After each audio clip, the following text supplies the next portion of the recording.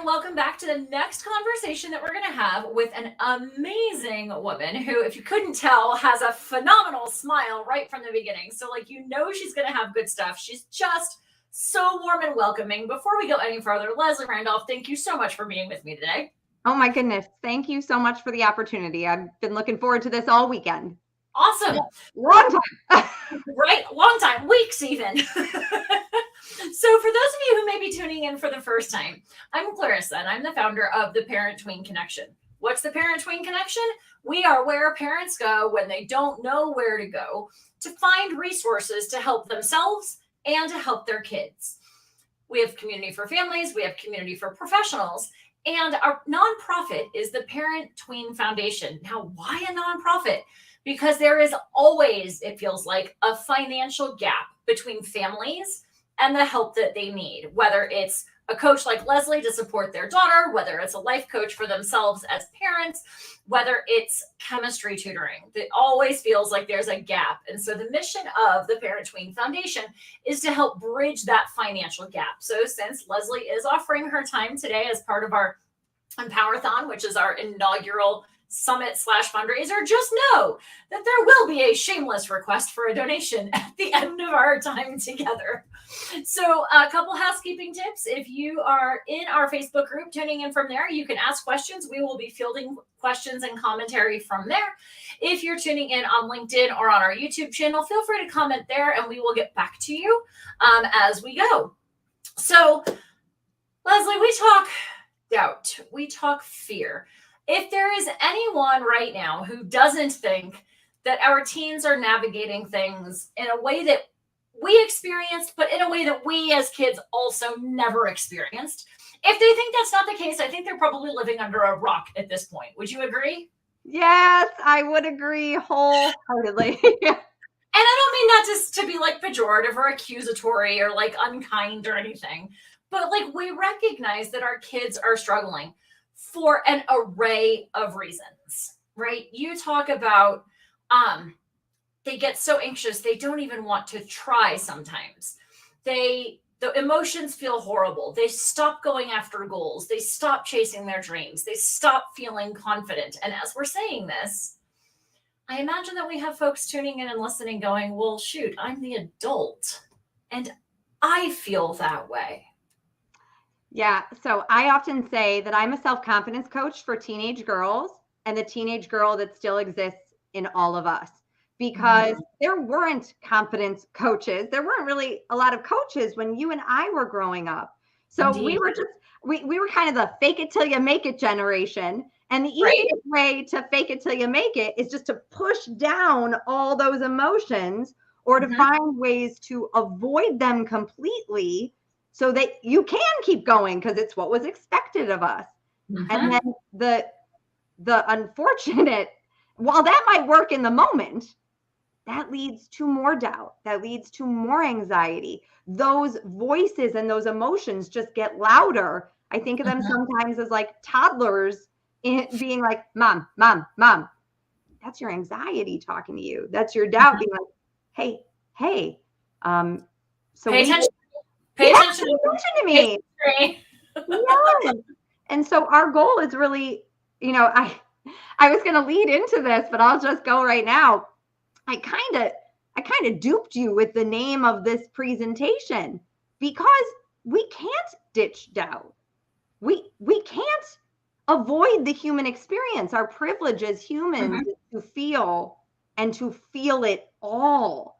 Yes. And that includes doubt and insecurity and anxiety. But when we learn to allow and process those emotions, when we learn to normalize them, they no longer become a problem. They no longer need to stop you from, as you said, chasing your dreams, going after goals. And it doesn't even need to be this big lofty thing. You and I had a chance to talk about some of my dreams before we got on here, but it can be just simply raising your hand in class and not worrying that you will die of embarrassment if you get it wrong. It can be going out for the team that you so badly want to be part of and knowing that you'll be kind to yourself even if you don't make it and how you'll talk to you if you fail. Right. when we learn to welcome those emotions, all of them, that is when we can reach our fullest potential just as human. So what I'm hearing in my brain is, to your point of like not necessarily honoring emotions, like learning to suppress emotions. The thought that came up for me was, don't you cry or I'll give you something to cry about. I imagine that there are some folks in our generation who heard that and perhaps have reiterated that to their kids. Yeah. And I think that's one aspect that really contributes to this. Like, don't cry. You're not allowed to cry. You're not allowed to have emotions. You're not allowed to feel these negative, or at least what is perceived as negative emotions, right? Yeah. So I think, man, I mean, and I think we do such a disservice to our children. And while I say I'm a confidence coach for girls, I coach at all ages and stages. And I want to note that I think we particularly do a disservice to our boys when we say something like that. Because if we are showing them or telling them that it is not okay to cry, we are then reiterating it is not okay to feel. And that is where we are seeing the overwhelming numbers of crippling anxiety, debilitating depression. And it is very hard to come back. It is possible, but it is very hard to come back from that. And so I would just, if a parent is still using that in their parenting toolkit, I would go back to your inner teen or your inner child and remember how it felt to hear those words. Yep. And then maybe from a very loving and compassionate and curious place, say, did that serve me? I as an expert in my arena, I would say it did not. Because we need to be able to feel. We need to be able to allow and process emotion. And yes, that might sometimes be tears. And then ask yourself too, as a parent, if it's very hard to see your children cry, why? What's coming up for me? I'm going to go off on a tangent for a moment. But the other day, my daughter in the morning, and she's 8 years old. So there's very big emotions and her toolkit is not yet developed. So She was, first of all, emotions running really high. School's ending right now. There is a lot coming up for her. So I was just aware of that. And it was the last day of school and she was really disappointed about something. And she was really angry about something. And because she is 8 years old, you are very aware if you're in, the same room as her, what she is feeling. And I knew I could very quickly fix her disappointment. I could say yes after I had said no to something. And I was so uncomfortable sitting with her being disappointed because it is uncomfortable, right? Of like the tantrum and and if we look at our teens, yeah, they can break us down, right?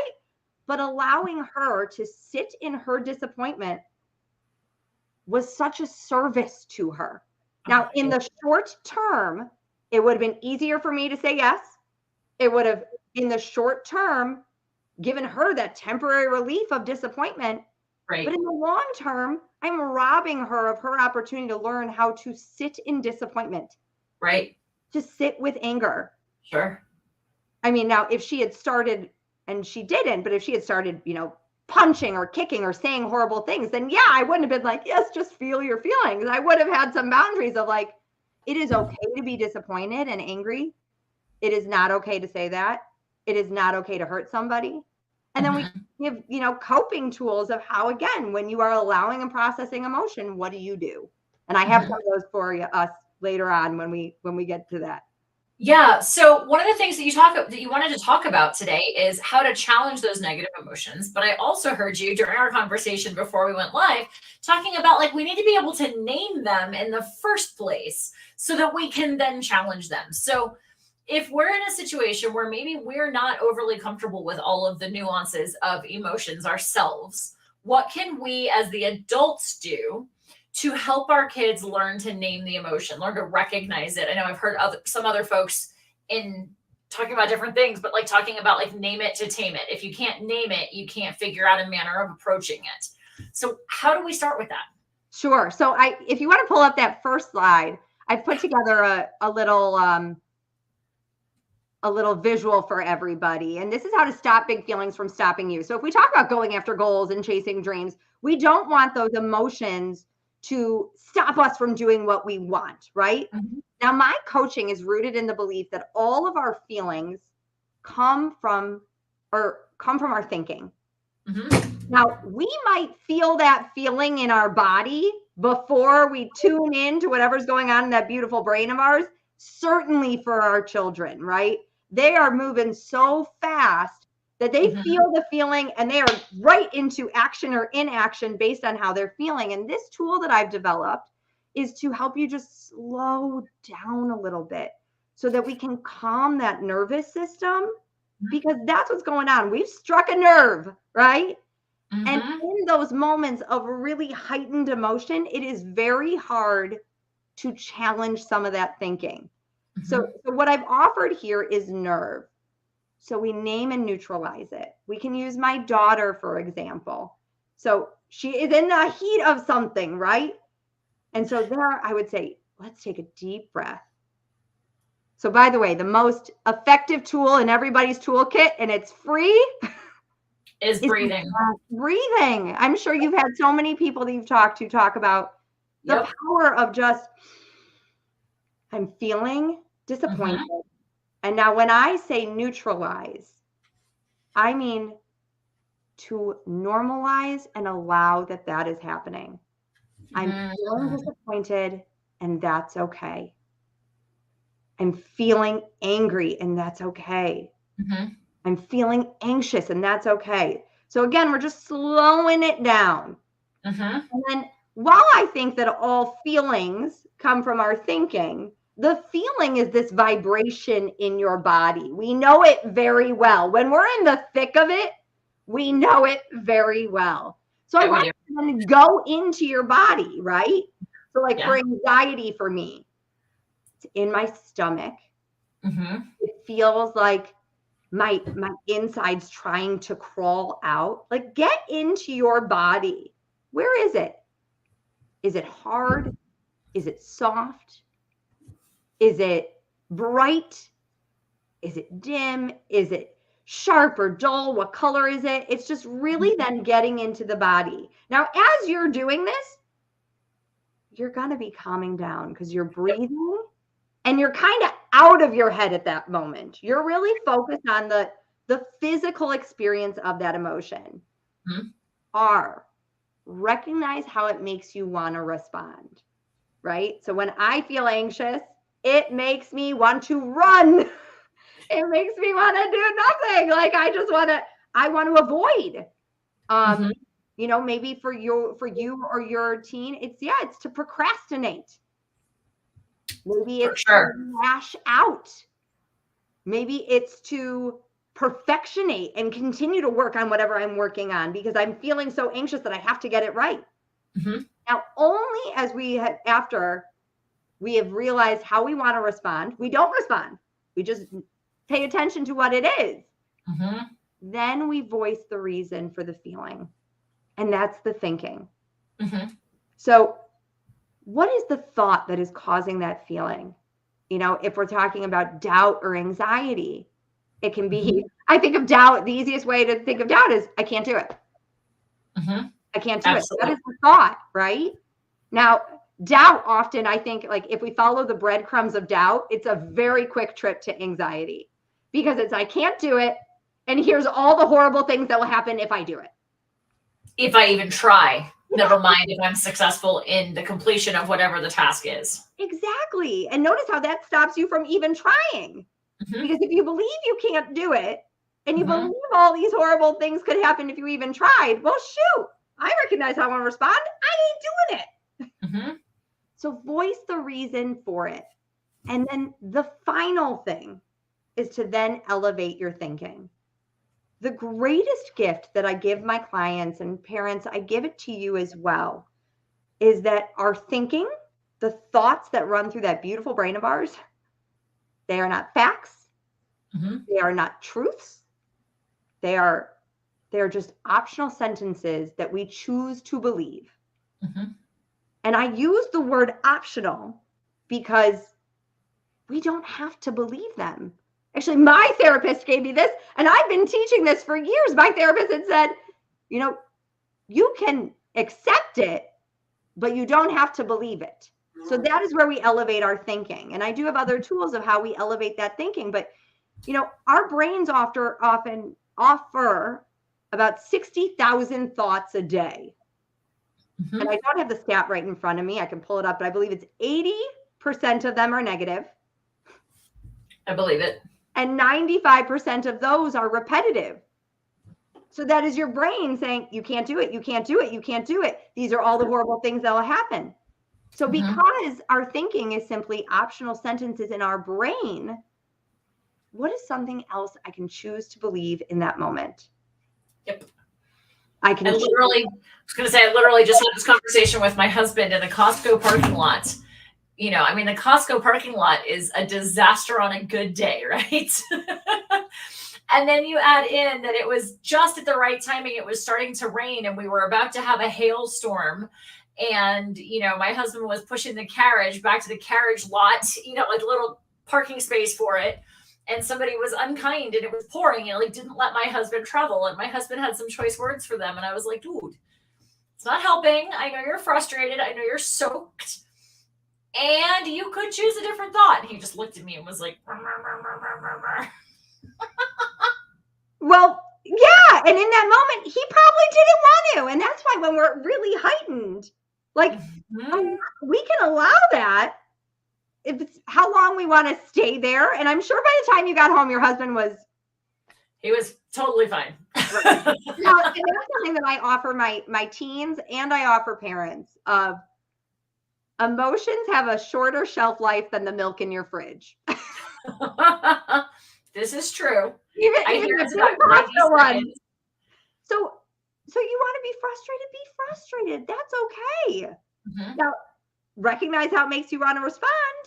Does it get you close? Like if he lashed out at that person and then we had an incident, does that get you closer to who you want to be and what you want? No. Nope. No. Thankfully, he does have the fully formed frontal, cerebral cortex or prefrontal cortex that our kiddos do not yet. And he recognized that knocking the guy out would not really be productive. High school kids don't necessarily always recognize that. No. And that is why what I love about these tools, it slows down time a little bit because yes, you and I have very fully formed functioning prefrontal cortex that give us that easy access to rational thought. And our teens do not. But if we take the time to slow down, that is where they can put some rational thinking and logic and put those puzzle pieces together versus believing that first thought of 60,000 that comes in. And it's like, I can't do this. I'm out. I'm not going to go to school. I'm not going to raise my hand. I'm not going to go out for the team. Even if these are all things that we really want. If we want to make the friend, if we want to make the grade, what do I need to be thinking in this moment so that I'm not out the door? Right. Love it. Love it. Love it. So we're starting to get some insights on how to pause. A number of folks who have joined us for Empower-thon talk about the breathing and the pausing, right? To just give yourself some space. And that's as important for the adults as it is for the kids, because holy cow, have I seen adults just go right on in and engage with their kids at their kids' level, which isn't productive for anybody. No, I was saying this also the same morning with my daughter, so she's disappointed and she's angry. And any parent that has been on the receiving end of that energy from their child knows it doesn't feel good. And believe me, I was triggered as well. But we know that they are watching us more than they are listening to us. And so I took some very deep breaths. My recognize how it makes me want to respond. I was very aware of that heat in my body that wanted to come out of my mouth to say, you watch your tone, young lady.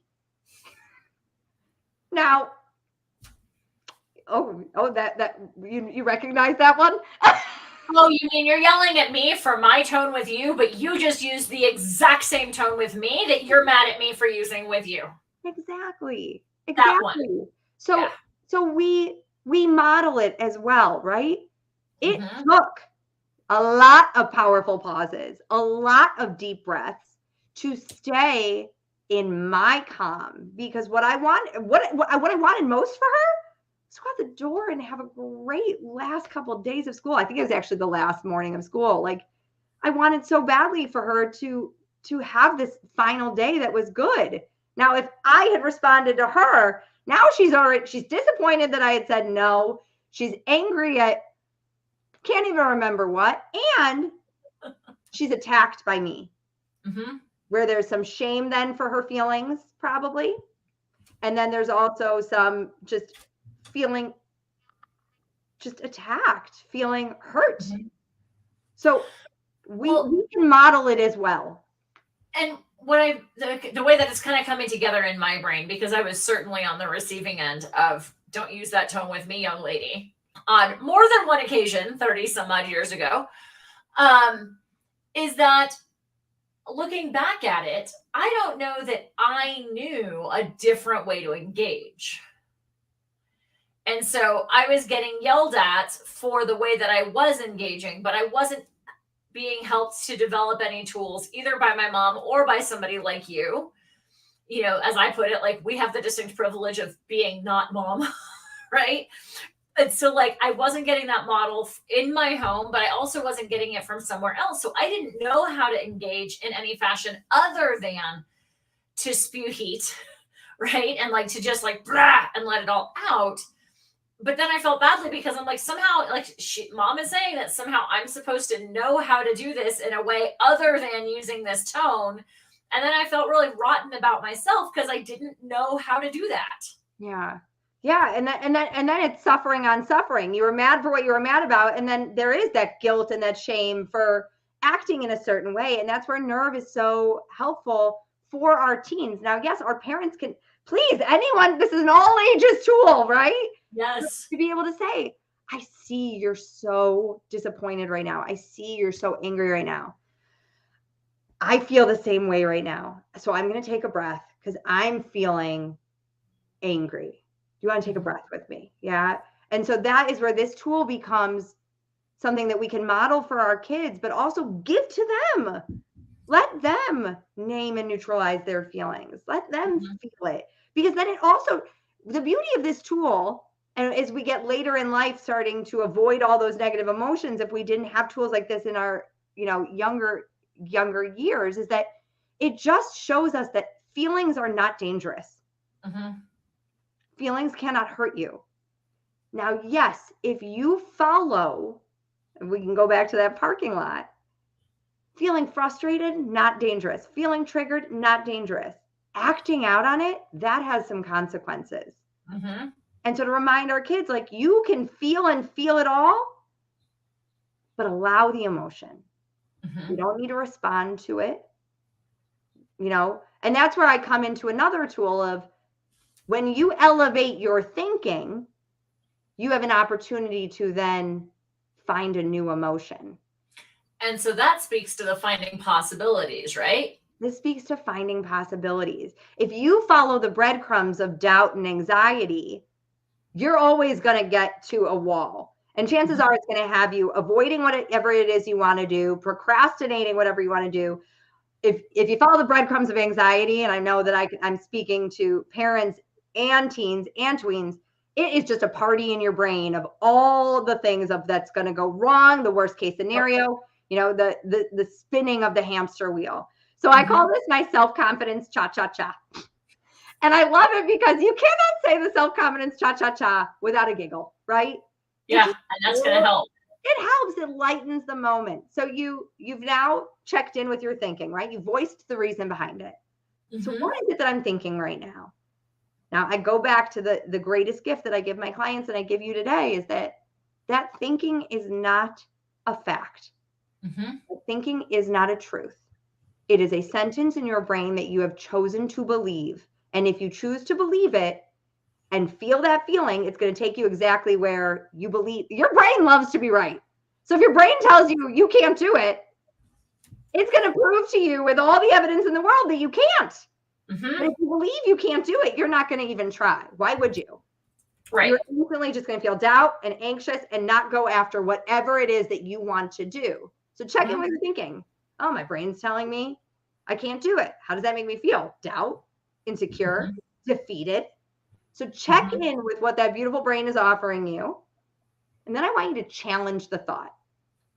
I love it. True? It's probably not. And then even if you're like, yes, it is true. Okay. Is there anything else that we can believe to be true? What's the worst that could happen? What's the best that could happen? Mm-hmm. So what? Just start poking holes in doubt's story. Mm-hmm. You know, and your brain, and we don't have enough time to go into it. Your brain's only job is to keep you safe. Your brain doesn't want you going after goals or chasing dreams. Nope, because it's not safe. You've never been there before. Your brain only knows that what you survived before is survivable again, which actually speaks to why a lot of people struggle to leave abusive environments, because they know that they've survived that. They don't know that they can survive on their own. And it sounds ludicrous to those of us who haven't been there and haven't had to leave an abusive relationship, but that's the underpinning often.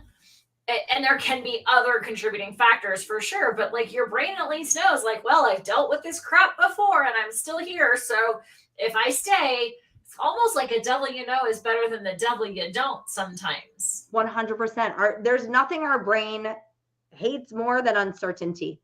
Mm-hmm. Even if it is exactly what you said, staying in a really toxic or hostile environment, at least we know what to expect. It's toxic and hostile. It doesn't know what's over there. It's because it's what you've come to know. Right. So we challenge that thought. So one of the things that I like to do in my world, because, you know, working with SAT and ACT students, a lot of this is in line with what I coach them on, but it's very specific to the test and test anxiety and whatnot. I suck at testing. As an idea, right? You're like, I suck at standardized tests. And so you're like, is it true? Sometimes what I even have to do is make it a little, even like a little step easier. Like, is it always true? Has there at least been one time on a test that you didn't feel as awful? Or, you know, just finding little itty bitty like chips in the paint to just start chipping away at, or like a little teeny tiny chink in the armor. Because sometimes it's hard to go from I suck at tests to I'm a rock star at tests, or I shouldn't do this to yes, I should totally do it. Like sometimes making that 180-degree switch is hard. So finding those increments. Totally. And so I offer this, and I don't have a slide for it, but if anyone, you know, watching or listening wants to reach out, they absolutely can. I offer sort of like, what's the next best thought? You know, if we think about young girls looking at themselves in the mirror and they're like, oh, I hate my body. Eat all the Post-it and mantras in the world of I love my body. If you don't believe it, it ain't going to work. So when we choose something else to believe or elevate our thinking, like borrow Dan Harris's like 10% better. What is even a little bit better? Just a smidgen. Just a smidgen, right? I'm learning how to get better at standardized tests. I can choose to believe I don't suck at standardized tests. Because again, our thoughts are always choices. So I can choose to believe I'm not terrible at them. I can choose to believe I am preparing for this test. You know, it just climbs that ladder from total doubt and anxiety to even just a smidgen of self-confidence. And then once you find that, I always say self-confidence is the solution. You let that lead you. Doubt and insecurity can go in the back seat. Self-confidence is in the driver's seat. Well, and I also had a coach tell me at one point, like when you can't find confidence in yourself, let somebody else's confidence in you lead. But I think the other side of that is let your confidence in someone else lead. You know, if a family has asked you to be a part of their team, right? Or they've asked me in my space to be a part of the team, to be like, hey, you know what? I trust Leslie that she's got something that can help me. And that way it's not even about me. It's, oh, I trust you. And I know that I'm going to find something from you. Because if I can find something from you that can help, that means that I believe I'm helpable. Yeah. Oh, yeah. I love that. Yeah. And when you have someone in your corner like Clarissa or myself, just borrow that belief that we have. Borrow, take the loving lens through which mom sees you, or one of these cheerleaders in your corner, and just, I wonder what it is that they see. I often tell my clients, tap into that bestie brain. What would your best friend say to you right now? And Yes. how can you say that to yourself? Because it's always available to you. You get to choose how you talk to you and how you think about you. I often tell my friends, if my husband's beating himself up, or a friend of mine is, speaking unkindly to themselves, or a student is like, oh, I'm so stupid, something like that. Like, I hear that a lot. I'm like, my husband says it, I'll be like, don't talk to my husband that way. I wouldn't abide somebody else calling you a moron. So I'm certainly not going to abide you calling yourself a moron. Or like to my students, I'm like, no, I don't work with stupid students. I work with students who are willing to learn. I love it. And so constantly pushing back, like, no, you're not going to treat yourself like that. It's something that I can get kind of like on my soapbox about. So I love to hear you say it. I love my soapbox. My kids would tell you. All right. Well, we're going to wrap this up. I could absolutely chat with you for like forever and a day, Leslie. And what I do want to mention is a lot of, if you were tuning in from the beginning, as I mentioned, this is a fundraiser, and best way that you can say thank you if you got some information out of this that's helpful for you and therefore for your kids. And I know you had to have, if you've listened, you got good stuff. Best way you can say thank you to Leslie is by following the link in the description, whether it's in our Facebook group, on our YouTube channel, or on LinkedIn. Use the link to make a donation to say thank you to her. We do have a little bit of a friendly contest among many of our folks that whoever our fundraisingist speaker is, we are going to donate 20% of the donations that come in through their link to a nonprofit, that supports kids or families of their choice. And I totally lost the link. It was the Gratitude something, and I can't remember who it was you said, Leslie. It is Gratitude Generation, and it is a nonprofit organization in my backyard over here I live in the suburbs of Chicago over in Illinois. They're located in Deerfield, which is right next door, and they offer volunteerism opportunities and community giving back opportunities for families and for families, so that our young ones can learn hands-on how to give back and to understand gratitude. And they have a teen board that is, helping young leaders give back to the community and understand philanthropy and volunteerism. They also have a curriculum that they're developing so that we can teach gratitude. You talk about great feelings, none better than gratitude. I mean, self-confidence and gratitude kind of win in my book. So to teach young ones about the power of gratitude and giving back. And then, I mean, you could fill your entire calendar with the community effort and engagement opportunities that they offer families at all ages and stages to give back in their community. It's wonderful. I love this organization. That's awesome. All right. Well, you heard it straight from Leslie. If we can help her become the fundraisingist participant of Empowerathon, a portion of proceeds that come in through her link will go to Gratitude Generation there in the greater Chicago area. So, Leslie, thank you. I'm sure we'll be talking again. Oh, I look forward to it. Thank you for everything that you do in the world, and thank you for giving of your time and your knowledge to help Parent Tween Foundation get off the ground. We appreciate it. Thanks for the opportunity. It was wonderful. All right, everybody. Have a great one.